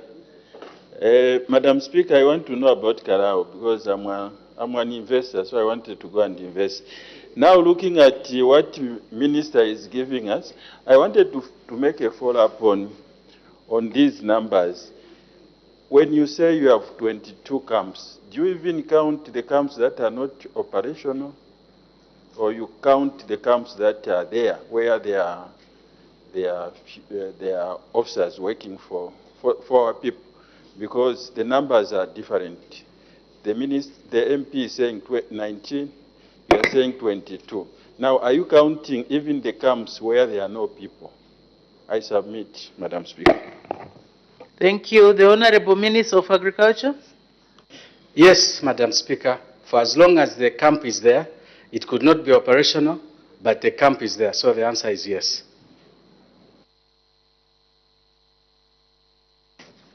We move to the next question. I think that's why the honorable member for Kalabo wanted to know how many were operational and how many were not operational. Anyway, the honorable minister has requested the honorable member for Kalabo to visit him, and please, then you can inform the people of Kalabo. They would have loved to learn it from here. But let's make progress. Next question, the honorable member for Itejiteji. Question number 334, Madam Speaker. The Honorable Minister of Infrastructure, Housing and Urban Development. Thank you, Madam Speaker. Like everybody, I'd like to congratulate my new neighbor for her elevation to Minister of Justice. Madam Speaker, the question from the Honorable Member for Itejiteji, Honorable Mutinta, is as follows, and that is to the Minister of Infrastructure, Housing and Urban Development. A, why the construction of the district administration offices in Itejiteji district has stalled. B, when the project will resume. C, considering that the structure is being vandalized, when the project will resume, considering that the structure is being vandalized. And C, the last part, what the time frame for the completion of the project is. Madam Speaker, we answer as follows. A, the construction of the district administration offices in Itejiteji districts has stalled due to financial constraints. B, the project will resume once Treasury mobilizes the required funds for the project. C, the time frame for completing the project is 5 months. Madam Speaker, I thank you. Thank you. Supplementary questions. The Honorable Member for Itejiteji. Thank you so much, Madam Speaker and Minister. Thank you for the responses. Just to give a small background, Minister, you are aware that Itejiteji was established in 2007, and from 2007 to date, the government workers, they have nowhere, they have no facility to use as offices. The only option which is there are existing ZESCO old infrastructure which were built in the area at the point when they were establishing the dam. And the government officers have been struggling with even accessing the ZESCO infrastructure there, which they can use on short-term basis. if you are saying government is still looking for resources, Minister, is there any engagement which is also being done as an alternative with ZESCO to ensure that our members of government officers, they also work in a decent environment? Is there anything which is also being done as an alternative? Thank you. The Honorable Minister of Infrastructure, Housing and Urban Development. Madam Speaker, I thank the Honourable Member of Parliament for its stage for the follow-up question. Let me state from the outset, Madam Speaker, that the government is fully sympathetic to the issues of poor standard of accommodation as reported by the Minister for the officers in Tej. However, Madam Speaker, this is an issue that is prevalent in most of the new districts. I think the honourable members in this august House, those who have within their constituencies new districts, will attest to the fact that the issue of accommodation is indeed an issue. However, a bit more information on the Tej district. This was, the initial idea was that this was going to be done in phases due to inadequate funds. The first phase was the scope of the works involved construction of the substructure to sub-level. And this contract was given to Meda Milling Credit Services with a contract sum of 300, just over 300.5 million thousand kwacha. Most of this was done, and the completion date for this particular phase was 2014. Second scope of works involved construction of the substructure up to ring beam. Again, this was completed by 25th September 2017. After that, the project was abandoned at phase 2, which was ring beam level due to delayed payments. The project at that stage, the completion was 40%. The construction of the project will be prioritized in the future, subject to budgetary provisions being made towards the project. And I urge the honourable member to engage. The second part of his follow-up question relates to the arrangement between the council and ZESCO. My advice is that they should pursue that matter with ZESCO, as it is purely an arrangement between the council and ZESCO. Thank you, Madam Speaker. Thank you. The Honourable Member for Namwala. Thank you so very much, Madam Speaker. Through you to the Minister. Minister, may I know what is the total amount required for this project to be completed as submitted? The Honourable Minister of Infrastructure, Housing and Urban Development.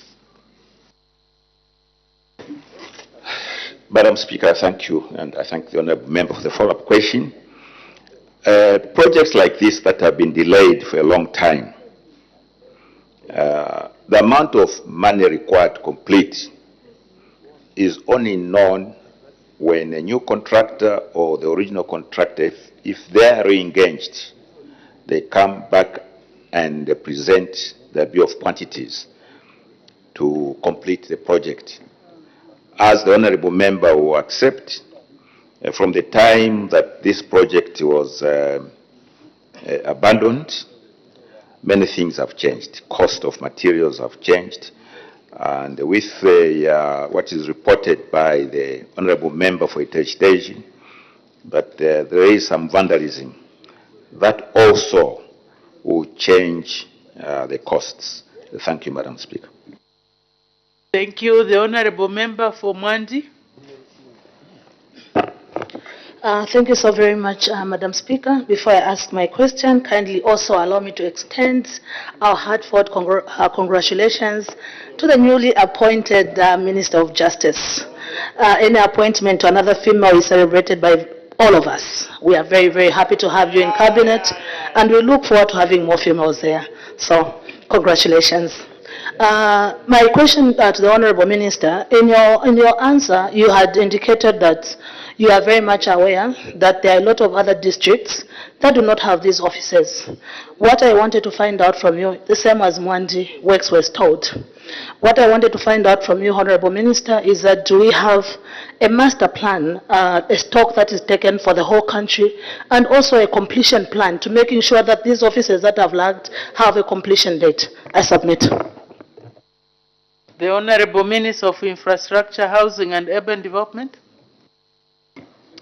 Madam Speaker, I thank the Honourable Member for Mwandi for that follow-up question. All these projects, including the very new districts that were created by the late President Michael Sata, may his soul rest in peace,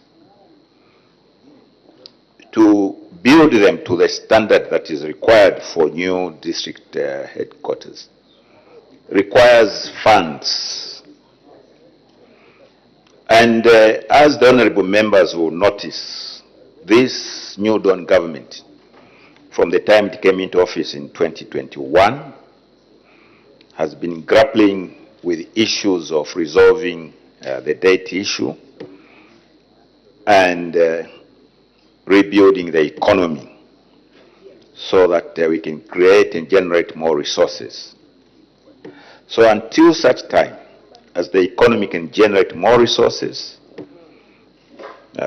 matters of the debt rescheduling fully sorted out, which it is almost done, these questions on the infrastructure in new districts, and in fact, even some old districts like Iteshteji was created in 2007.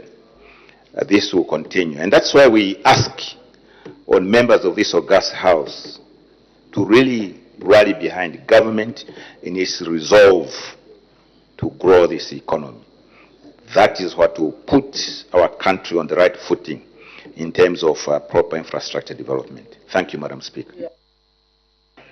Thank you. Next question, the Honorable Member for Kapoche.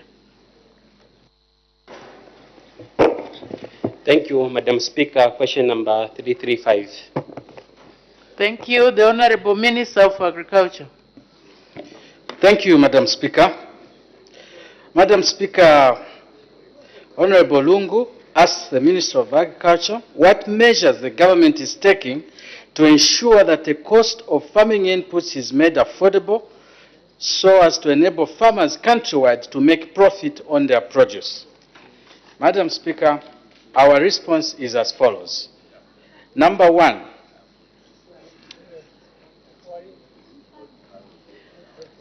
the government is encouraging private sector participation in the supply of inputs by rolling out the e-voucher to 74 districts in the 2024-2025 farming season. The e-voucher, Madam Speaker, will provide flexibility and provide farmers a wider choice on inputs as they desire. Two, Madam Speaker, by establishing the Sustainable Agriculture Financing Facility, SAF, commonly known as a credit window, and increasing the products that farmers can access. In this case, we shall add irrigation, farm power mechanization, fertilizer, seed, livestock, and aquaculture. Number three, Madam Speaker, encouraging establishment of local manufacturing plants for farming inputs such as fertilizer through public-private partnership and encouraging international companies to invest in Zambia by creating a conducive policy and regulatory environment. For example, the creation of the United Capital Fertilizer. Then number four, ensuring that all farming areas in the country have enabling infrastructure, such as feeder roads, that will enable farming inputs to be transported with ease.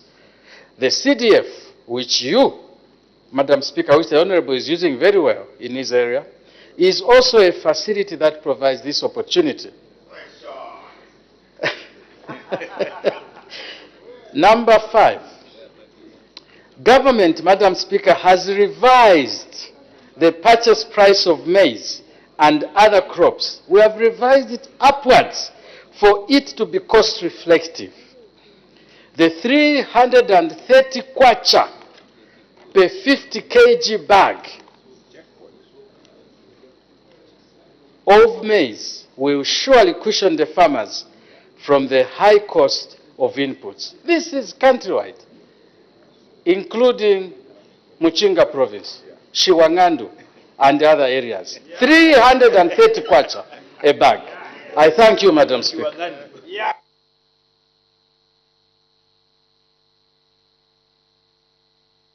Extended cousinship. He's also my cousin, by the way. Supplementary questions, Honorable Member for Kapoche, do you have any? Thank you, Madam Speaker, once more. Madam Minister of Agriculture, thank you for elaborate answers. And we always appreciate when you stand, because the people of Eastern Province, they know that you are representing them very well. Though not everyone is benefiting from FISIPO. Honorable Minister, I'm on the SAF. One of the measures that the government is putting in place is called SAF. This mechanism in my constituency, not all people benefited in this mechanism due to a limited number of funds that were allocated in Kapoche. The people of Kapoche would like to find out if there's something different this time around that the government is going to do so that almost each and everyone, even those that are not benefiting from FISIP, are going to benefit. I submit. Thank you. The Honorable Minister of Agriculture. Thank you, Madam Speaker. Madam Speaker, may the country know through the question from Honorable Member for Kapoche that the FISIP is still going to maintain 1,024,434 beneficiaries. The Sustainable Agriculture Financing Facility is a facility offered by the commercial banks in Zambia to those who apply. I would encourage all honorable members to have interest in those who are interested in applying for this facility, which is cheap loans. Let the farmers get organized in advance. Let them take their names to the DACOs, and the DACOs merely convey these names to the banks, and the banks will assess and make that decision and offer. So it is not for me to stand here and say in Kapoche we will have 500 beneficiaries. It is how the beneficiaries present themselves, talk to the bank, indeed have a field and all the necessary requisites, which are simple, straightforward requisites. No security, but to know that he has a field. So let us start now to identify the farmers everywhere and then hand over these names to the bank. Madam Speaker, I thank you. Thank you. The Honorable Member for Nyimba. Thank you, Madam Speaker. To the Minister of Agriculture. Minister of Agriculture. Yes, the Sustainable Agriculture Support Program. It's a beautiful thing. It's a very good thing. And Madam Speaker, permit me to say this. If we had good rains last farming season, a place like my place would have produced a bumper harvest. Now, due to droughts, I think all the farmers who got this facility, they are in debt, and the ministers to help out because they lost the maize above the waist or knee levels. Now, Mr. Minister, Honorable Minister of Agriculture, the e-voucher, which I know Nyimba is one of the beneficiaries of e-voucher. My question to you, I want you to answer this question. If you've already worked on it, if you haven't worked on it, please tell us. Minister, the cards, those are e-voucher cards, when you give out to the farmers, and those other farmers still have them. When they go for redeeming to the agro shops, are you promising the agro shops that upon redeeming those, upon submitting their e-voucher cards, and the agro shop redeemed, the agro shop will be credited within 24 hours or immediately, or to take another month or months for their accounts to be credited? Thank you so much, Madam Speaker. The Honorable Minister of Agriculture. Thank you, Madam Speaker.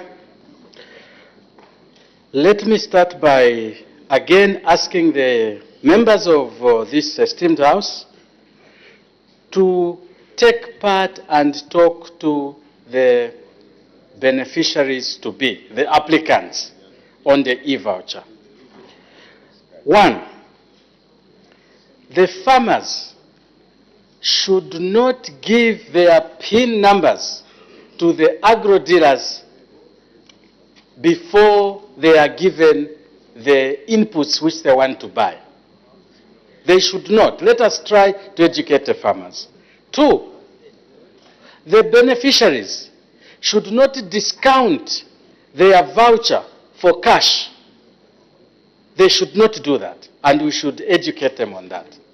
To answer your question, yes, we are going to make sure that the vouchers are front-loaded, so that when the farmer comes to your shop to get the inputs, immediately you put in the PIN, there is a transaction at that particular moment. Money comes to your account. That is the plan. That is what we want to do every so often, including this morning. I was in the office of the Honorable Minister of Finance, and we were looking at this, to front-load the vouchers so that we do not disadvantage the agro dealers. Before I sit, Madam Speaker, I'm encouraging all these honorable members to try and support their areas by becoming agro dealers we can rely on. We don't want to have wrong agro dealers. But if I know that Mr. Zulu is an agro dealer in his area, then I will know that the farmer will not be cheated. Madam Speaker, I wish not to spoil this, but to be serious on it, that I'm asking all honorable members, if you can, become an agro dealer, because we will rely on you to do the right thing. I thank you, Madam Speaker. There is an indication for a point of order. Honorable Member for Shiwangandu, what's your point of order? Madam Speaker, I raise on this very important point of order. And now we can understand why people, Madam Speaker, are referring to the Honorable Minister as Avenue Ansara. Because of these assurances that he's giving on the floor, which he has given before. Meaning? Madam Speaker, meaning, Avenue Ansara simply meaning,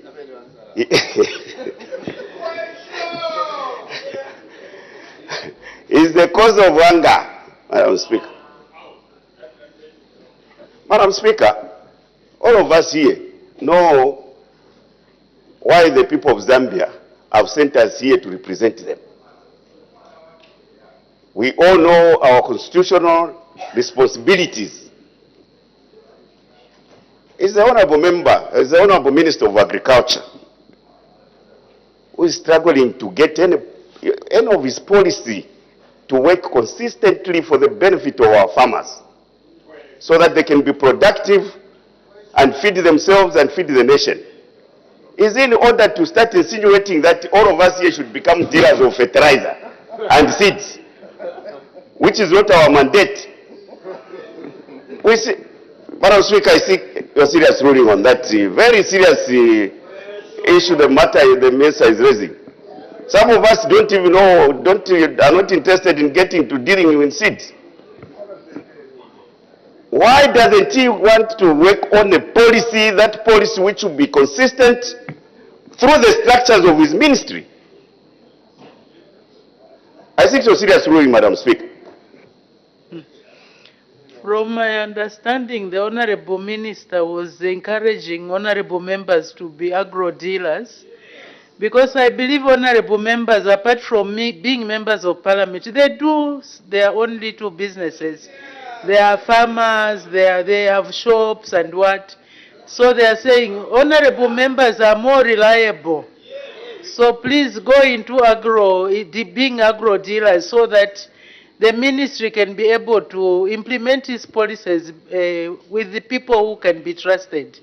So the Honorable Minister was not out of order by encouraging all of us to be agro-dealers, including me. The Honorable Member, let's make progress. Honorable Member for Kantanshe. What's the point of order? Madam Speaker, thank you so much. I've been struggling to understand what the minister is referring to here, or maybe even the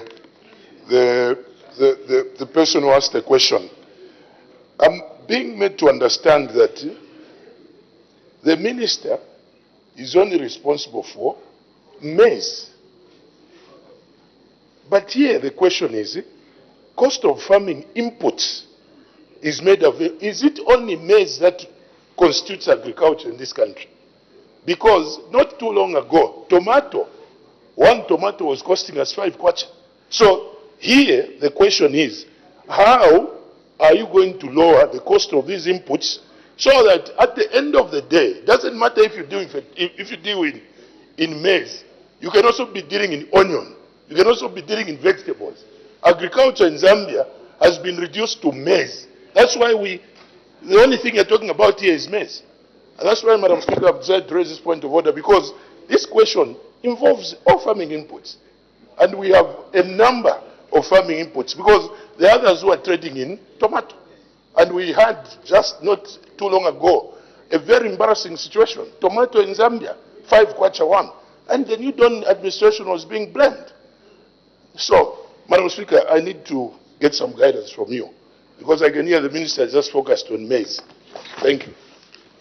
Thank you very much, Honorable Member for Kantanchi. Looking at the question, it's not only addressing maize, it's talking about farming inputs being affordable. And farming here, we talk about a lot of other things. But probably because people are crying so much about hunger and people are placing so much emphasis on maize, and the Honorable Minister having been labeled as the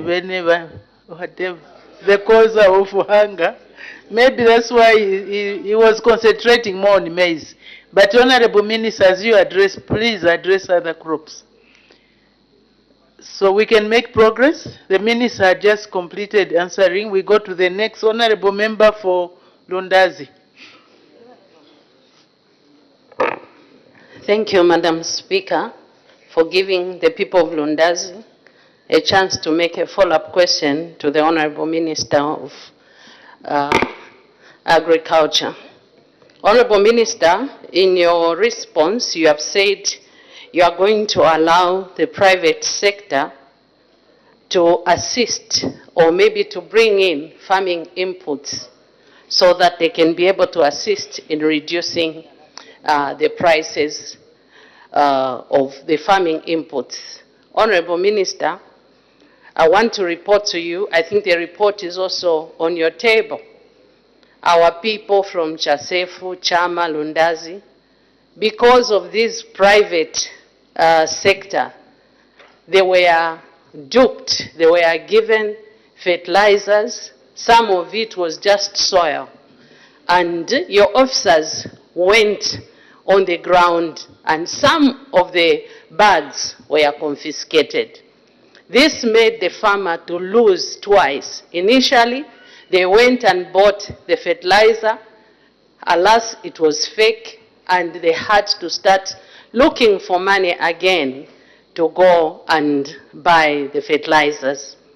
If I'm allowed to use my language balimi balirira chifukwa cha vantu abawopereka mafetereza ya boza, meaning our farmers cried, Madam Speaker, because of the fake farming inputs which were being distributed. Now the question that I have for you, what measures have you put in place? Do we still have Zambia Bureau of Standards at the borders to ensure that whatever fertilizers are being brought into this country, they are worth the call that they are called fertilizers? Or are you going to put in place your officers so that they can be able to check the type of inputs which are being brought into this country? I submit, Madam Speaker. Thank you. The Honorable Minister of Agriculture. Thank you, Madam Speaker. Madam Speaker, I wish to appreciate what Honorable Member for Lundazi has brought in. And it was in that context, Madam Speaker, on a very serious note, that I said we would be happy to have some of the members here having agro shops, because I don't expect, for example, the Honorable Member, if she had a shop that would sell substandard fertilizer or substandard seed. So that it was in that context that I said we would like to bring integrity in this. So I'm still encouraging that please get involved in this thing so that we can uplift agriculture in Zambia. Now, to be very specific, number one, we have the Bureau of Standards, they do check.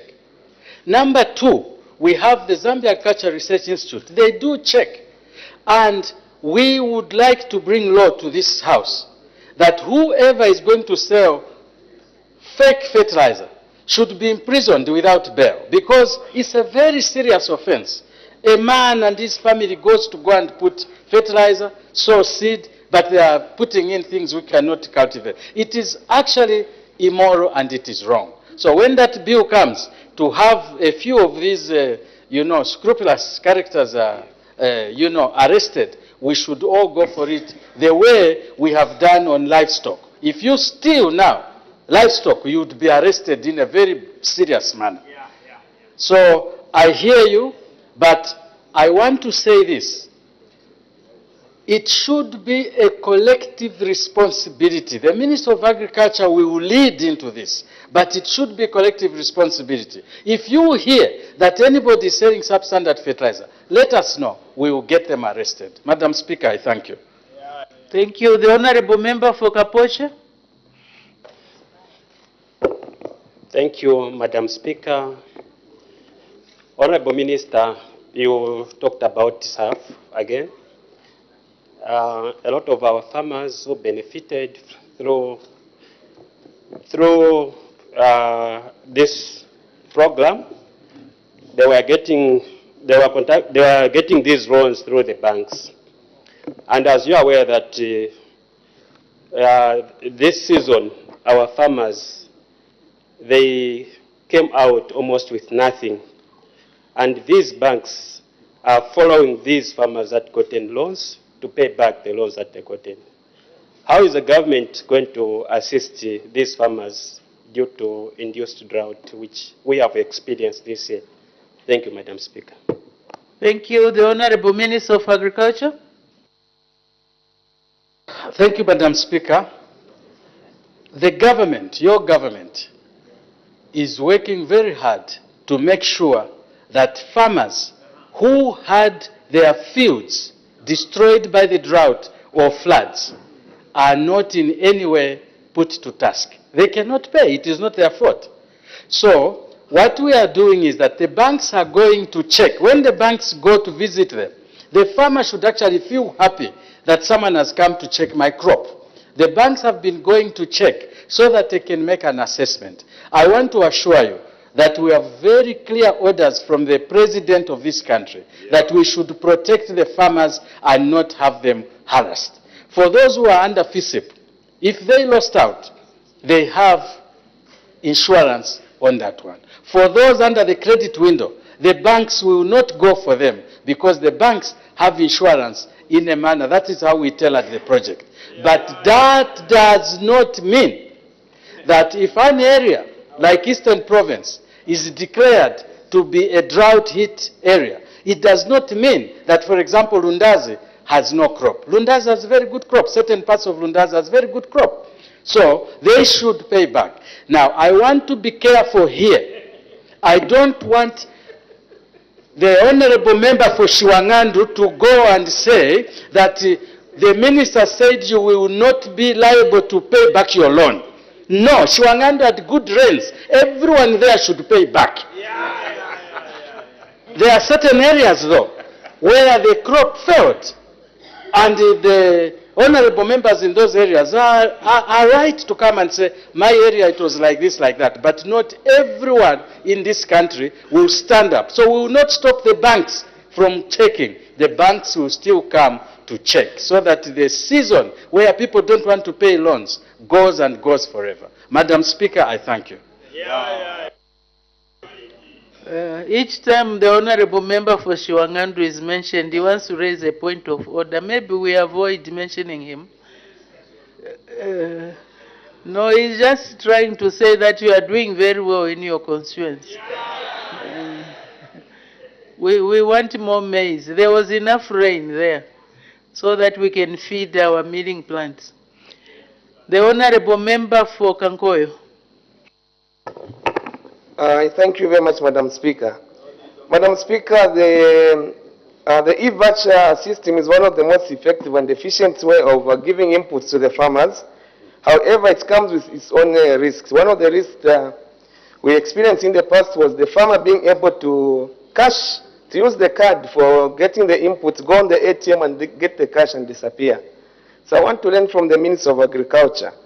In the last previous farming season, where 3 provinces were piloted for this project, what lessons have you learned so that we don't repeat the same mistakes? I thank you. The Honorable Minister of Agriculture. Thank you, Madam Speaker. I will refer to the answers I was giving to Honorable Menyani when he talked about the Nyimba. And I said, number one, let us educate our farmers that they should never give out their PIN number before they are given the inputs. Because we do have very bad agro dealers who get the farmers, get the PIN numbers, and then punch the PIN numbers, they get the money, and they do not give the poor farmer the inputs. This is a very big danger, and it is up to us to educate our farmers. Number two, it is, the farmers should not give their friends the PIN number to say, go and collect for me. Because we have had cases where a person gets pins from about 30 people and it doesn't go back to the area. We should make sure that people are there and they go and get these things on their own. But also, most important, honorable members, let us have the farmers known in advance so that we give only to genuine farmers. Yeah. We had issues where farmers who are not genuine found themselves on the e-voucher system. And as the e-voucher is being done, and I will link it up to the credit window, there are areas where you need someone to recommend you. Tell the beneficiaries to be not to pay money for anyone to recommend them. There was a lot of demand for money to be paid by the different sectors who are supposed to recommend. I thank you. As the time is 16:40 hours, I suspend business for 20 minutes for a health break. The House has gone on a 20 minutes health break, and on the floor of the House is consideration of question number 335 that was posed by Kapocha Member of Parliament, Mr. Lungu, who has asked the Minister of Agriculture what measures the government is taking to ensure that the cost of farming inputs is affordable so as to enable farmers countrywide to make a profit on their produce. And the Minister of Agriculture was answering to a follow-up question. And the House has so far considered 4 questions for oral answer understanding